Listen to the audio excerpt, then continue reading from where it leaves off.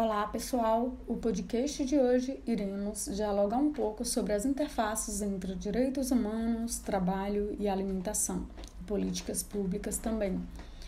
Iniciamos com a Declaração Universal dos Direitos Humanos, que foi adotada e proclamada pela Assembleia Geral das Nações Unidas em dezembro de 1948 e é tida como ideal comum a ser atingida por todos os povos e todas as nações.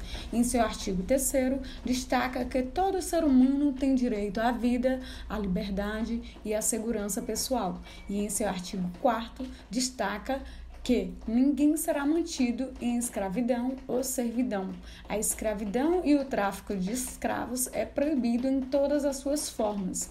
E os direitos humanos incluem o direito à vida, à liberdade, ao trabalho, à educação e à moradia. E segundo a Organização das Nações Unidas, a ONU, eles são fundados no respeito pela dignidade e pelo valor de cada pessoa.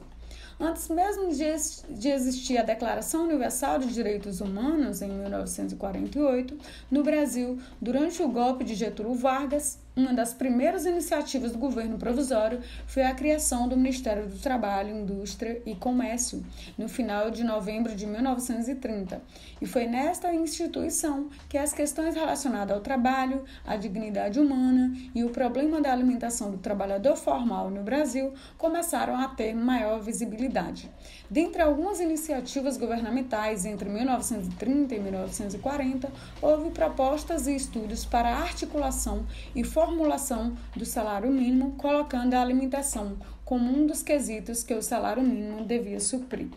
Sobre o tema da alimentação no interior do Ministério do Trabalho, a criação em 1940 do salário mínimo, que demandou vários inquéritos e estudos do custo de vida no Brasil, a criação da carteira de trabalho, que persiste até os dias atuais, e foi nesta década de 1930 e início de 40 que também se organiza no âmbito do Ministério do Trabalho o Serviço de Alimentação da Previdência Social, que buscava fornecer refeições sadias e baratas aos trabalhadores formais, assim como o fornecimento de gêneros alimentícios aos segurados da Previdência Social. E foi um espaço onde a nutrição ela começa a emergir. E cabe destacar que nem todos os trabalhadores eram assistidos por essa política.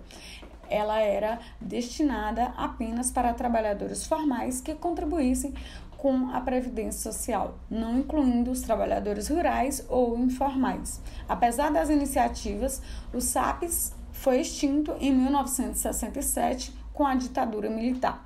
Entretanto, em 1976 foi criado o Programa de Incentivo Fiscal à Alimentação do Trabalhador, mais conhecido entre os nutricionistas como Programa de Alimentação do Trabalhador.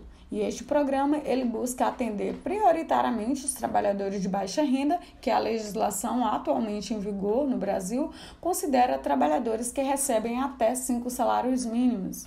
E sua gestão ela é compartilhada entre o Ministério do Trabalho, a Secretaria Especial da Receita Federal do Brasil, do Ministério da Economia e o Ministério da Saúde. Enquanto na década de 40 o SAPES era uma autarquia do Estado e subordinada ao Ministério do Trabalho com objetivos diversos, dentre eles o fornecimento de gêneros alimentícios e refeições a preços acessíveis, com o Programa de Alimentação do Trabalhador atualmente no Brasil, o Estado terceirizou a operacionalização das ações, saindo do papel do Estado para o interior das empresas, com incentivos fiscais para as empresas cadastradas no programa, subsidiando aí o custo da produção e um mercado a ser explorado pelas prestadoras de serviços de refeições e de tickets, alimentação e ou refeição. Recentemente, em novembro de 2021, o PAT passou por algumas alterações e tentarei aqui abordar sobre algumas dessas alterações. Porém, destaco que desde 1976, quando foi instituído o programa, não determina a obrigatoriedade de contratação de nenhum profissional, uma disputa que envolve os economistas domésticos e os nutricionistas. Nos primeiros anos do programa, o Ministério do Trabalho emitiu um parecer jurídico em favor do nutricionista e, ao longo dos anos, alguns instrumentos normativos foram produzidos com redações favoráveis aos nutricionistas, mas sem nunca cravar profissional como responsável técnico.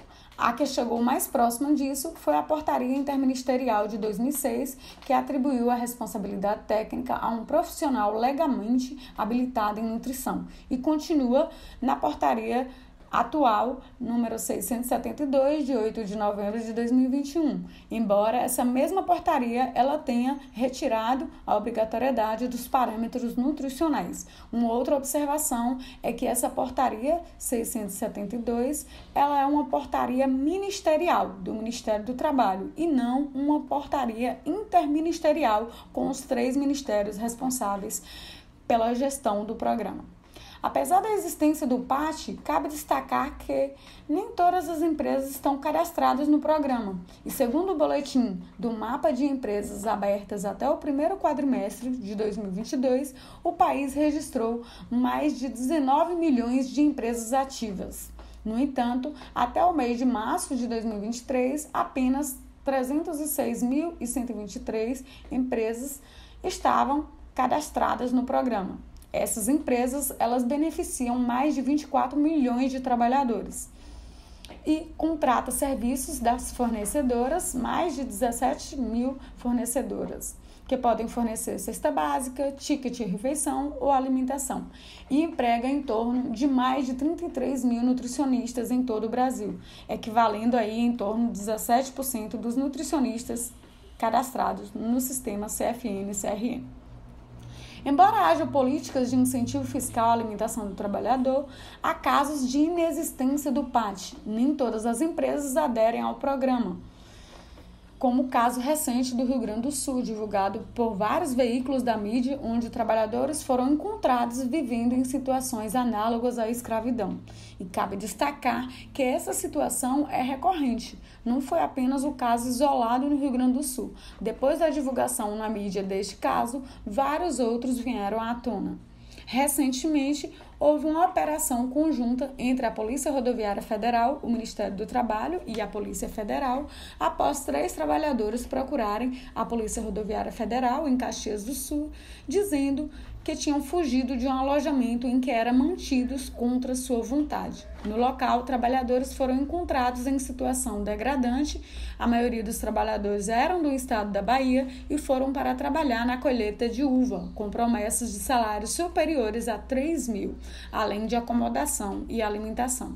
No entanto, eles contaram ao Ministério do Trabalho que eram obrigados a trabalhar diariamente das 5 às 20 da noite sem pausa e com folgas apenas aos sábados, embora fossem forçados a assinar no ponto que folgava também aos domingos.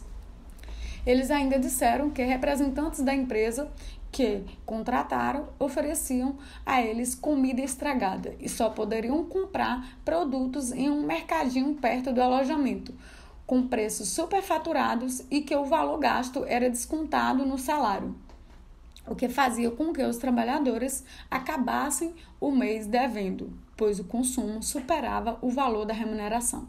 Os trabalhadores também disseram que eram espancados, além de sofrerem agressões com choques elétricos e spray de pimenta.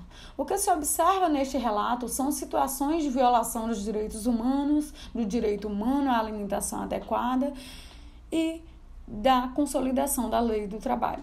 A Constituição Federal de 1988, em vigor no Brasil, dentre seus princípios fundamentais do Estado Democrático de Direito, está a dignidade da pessoa humana e é regido na prevalência dos direitos humanos, e são direitos dos trabalhadores urbanos e rurais a duração de trabalho não superior a 8 horas diárias e 44 horas semanais, ou a serem conversadas no ambiente de trabalho.